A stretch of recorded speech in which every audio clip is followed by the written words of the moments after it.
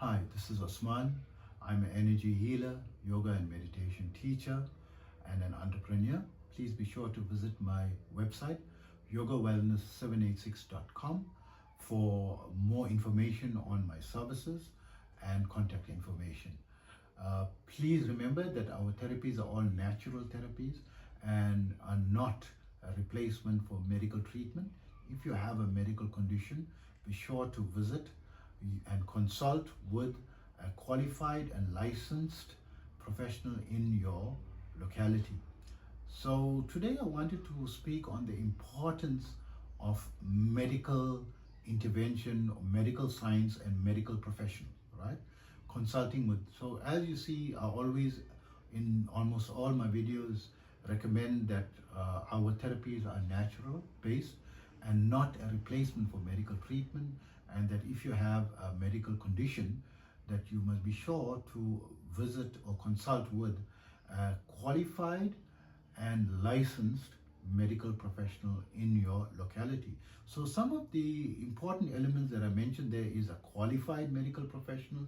So don't consult with people who hasn't got an accredited qualification. So when I speak on qualified, I mean accredited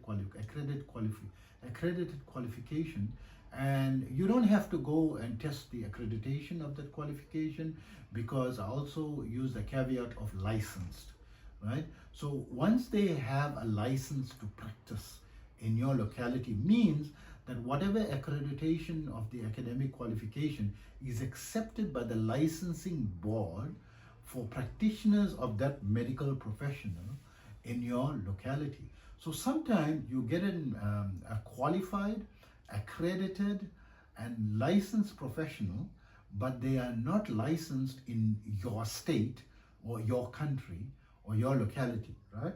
So a good example is maybe a doctor is a Harvard qualified, professor, right? He's a professor of medical science in Harvard, and you're listening to him on a podcast, and you say, okay, but he does not have a license in your locality. And then you need to also consult with them. So maybe it's a person who is accredited, licensed, and in your locality, and he's making a YouTube video. It still doesn't mean you have to follow what he's saying, because you need to consult with him, because each person is different, right?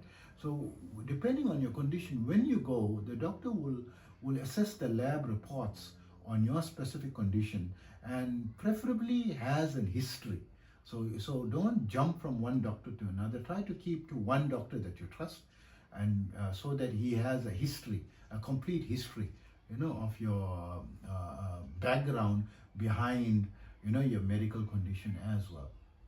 And he can also observe, if you find any contraindications from the medication, or you feel, extreme pain, or something not working, or something you feel going wrong, you can quickly go to the person, because he's in your locality, to ask, what he thinks is going wrong.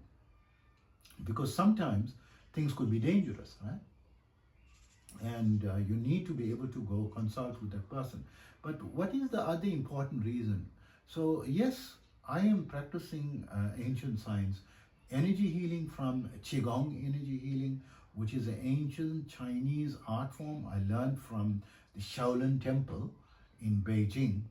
And the Shaolin Temple is a school that has been in existence for 1,500 years. And I've had great success in even reversing or assisting in the reversal of cancer. But all my cancer patients did not come to me independently of medical treatment. They were under medical treatment and under medical supervision. They reached a stage of cancer where the doctors couldn't do anything more, and the decline was rapid, and there was nothing, they were not responding to all the known treatments. And of course they couldn't stop the treatments, but when they came to me for intervention, they did not abandon the treatment. I ensured that they continued with the treatment. And it was, in addition to that, complementary to the medical treatment that I offered, my energy healing service. So is it that my healing is so miraculous that it was superior to medical science? No, it just needed that slight push more, that slight intervention to help your own body in fighting, your condition. So who's the winner? Who's the champion? It's not me or medical science. It is you. Your body is responding, and your body is now healing itself, right? So the interventions and so forth is there to assist you, like a crutch, while you are trying to recover. And so the comparison between the ancient sciences and medical science is, the ancient sciences is what it says exactly. It's an ancient science. I mean, Qigong Energy Healing is 1,500 years old. It was created 1,500 years ago. And although they try to adapt to modern conditions and so forth, but it's still an ancient science. The medical professionals, the doctors, right? So a normal general practitioner, a board certified general practitioner, he generally went for over a decade of training, right? Before he is practicing and independently advising you. So he went through 4 years of intensive study in university, and he also did a lot of research, and he had to excel way above average, and had to have at least a 3.92 grade average, right? Before he could even be considered for acceptance into a medical university. And from the applicants, of those who apply, probably only 1% get admitted in it. So it's very difficult, so he's someone who is academically outperformed so many other people. So you putting your hands in someone who is of a very high intellectual and disciplined capability, who is dedicated. You can't reach that level of success without dedication to the science. Done so much of deep study and research, not just an average person study. So for an energy healer, any person can become an energy healer. Any person, doesn't matter what your level of education is, your intellectual level, there's no competition, zero. Anyone, you can go to China, you go for the classes, go for the training. It's not difficult to graduate. Probably, 99% or over 90%. I don't know of anyone who was failing those type of courses, right? But it's possible that there is. When I went, I didn't see anyone failing. So everyone can, join an energy healing class, or a clairvoyance class, or spirituality and healing with the crystals and so forth. Not that it's something that is so simple. I mean, people who, they need a passion to even, consider studying it, right? I'm not downplaying it. But compared to medical professionals, who is certified to treat medical conditions, right? So these people, their standard of education, the level at which they have to perform, even to be considered for training, is so great. And the amount of discipline, the number of years involved, where just for training, right? Before they're allowed to independently put their hands on you and treat you, right? They've spent over a decade in medical school, and some of them about 13 years, and many of them specializing into fields is going into 14 to 16 years of study and discipline before they are independently, allowed to open up a practice, license to practice and treat you.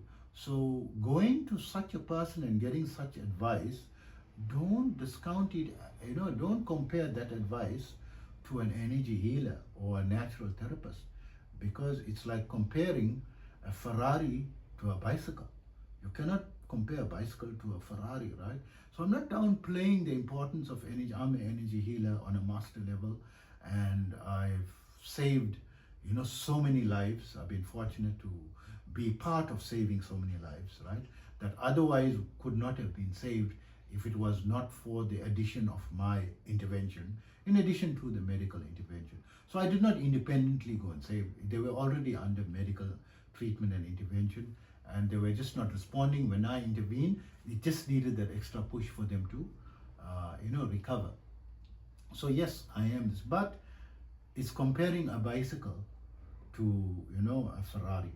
So yes, I was admitted into a medical university as well, and I had to study very hard in high school, right, in order to, because I was admitted into a medical university in South Africa, but I did not complete my studies, and I felt it is not the field that I want to be in, because I did not want to deal with trauma and illness hands-on and spend the rest of my life looking at sick people, going through hospital rounds, and blood was something, dissecting cadavers, and but in my case, when I was dissecting, even just dissecting the rat, I didn't want to do that, and I skipped those. After the first session of dissecting it, I skipped one or two of the dissection classes, but I needed some credits in order to write the examination, and I was forced to go. And the time when I went, it was like frozen stiff, right? And touching it, it wasn't a pleasant experience for me, and I didn't want to be in that, right? In that field, and I didn't want to spend, the grade, because in my country, it takes 6 years to qualify, 2 years of internship, and a further 6 years to specialize in the field that I wanted to specialize in. So that's 6, 7, 8, and 6 is 14 years, 13 to 14 years that I had to, dedicate in something that I hated. So I said, no, there must, it took a lot for me to get admitted into that university, and it's not something that, the end all. There is other fields, and I did explore other fields.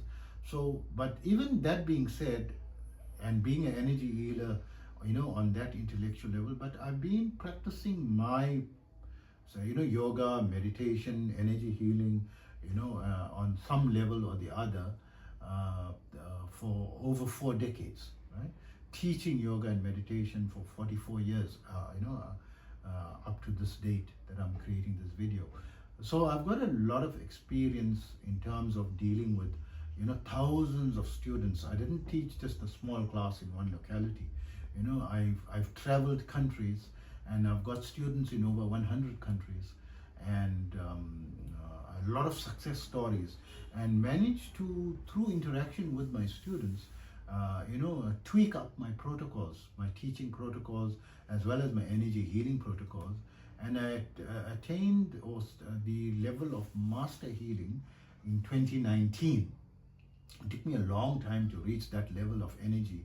Still, I am the person who should be advocating natural methods above everything else, but I don't do that.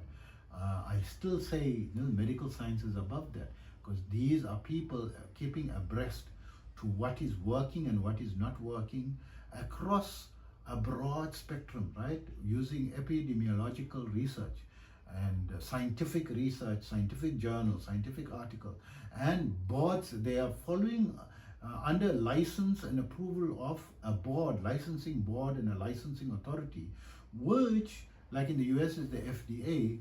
They will not authorize any drug or any medication or treatment protocol that has not been tried and tested thoroughly and researched and studied by multiple peers, and medical professionals who are not normal doctors. They are professor level people who are, qualified people who's highly specialized in their field, who are creating and investigating and attesting to the the authenticity of any treatment protocol. Yes, there's a lot of negative criticism on the side effects, of pharmaceutical drugs and so forth. Yeah, of course, there's going to be the pharmaceutical drug is an intervention because you have reached a crisis situation. It is an intervention that is there to address your crisis situation, not there to give you the perfect health that you are looking for. It is an intervention to save your life, right? So the medical intervention or the pharmaceutical intervention is only one part of the healing process. You need to take responsibility on your own in order to have the discipline to follow through with the protocol that is recommended. And there is also dietary protocols. So the doctor may also refer you to a qualified dietitian, and the qualified dietitian will then in turn work with you in tailoring a diet protocol suitable to your needs in conjunction with the recommendations of your doctor of what you can and cannot and what you should or should not eat, right? So this is important as opposed to following your own protocol in diet changes, going from this diet to another diet. So a dietitian is also someone who studied probably 4 years plus or 6 years, got a master's level, depends what level, and they've working under scientific instruction and also under direction of your doctor, right?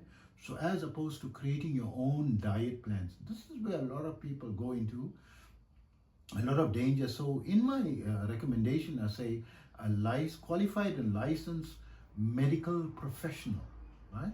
So I didn't say a medical doctor, right? A medical professional or someone who is professional in diagnosing protocols to improve any condition that you may have. So one of the conditions which is not generally thought of as a medical condition is obesity. It is an illness. So when you go, you need to consult with your doctor as well as your a recommended dietitian that he would recommend, that he can supervise or monitor or recommend, make some recommendations too, so that your diet protocol that is recommended to is tailored to you under supervision of your doctor. And this is the safest way, and monitoring your progress regularly with these medical professionals is going to be the responsible thing, because these are people qualified and it's people that you can visit and they are licensed in your locality to give this type of advice, right? So even if I open a practice in in one of the cities in the US, I will provide my energy healing certifications, my international board certifications, and membership in the international board and international communities, and get a license to practice if I'm going to do that in the US. So even though you can go to an energy healer in the US, so in your locality, you'll be going to someone authorized for that. So yes, I do remote healing, and the reason people come to me is that all the local interventions failed and they want to try one more level in addition, and then they come to me, right? After all else has failed. So don't come to someone that you meet on YouTube without first trying the intervention of all the licensed local practitioners that you could approach. Only after these has failed and is not working do you approach further in addition to what you are following, right? So this is my opinion on medical intervention, and it is something very important. And I notice many people abandoning the advice and the protocols recommended by doctors and making independent decisions when something is not working, independent of your doctor, because you lose hope in his treatment and you just seek the advice of another professional independently of your own medical professional, right? Whatever field that may be. So I hope this helps you, and take care of yourself always.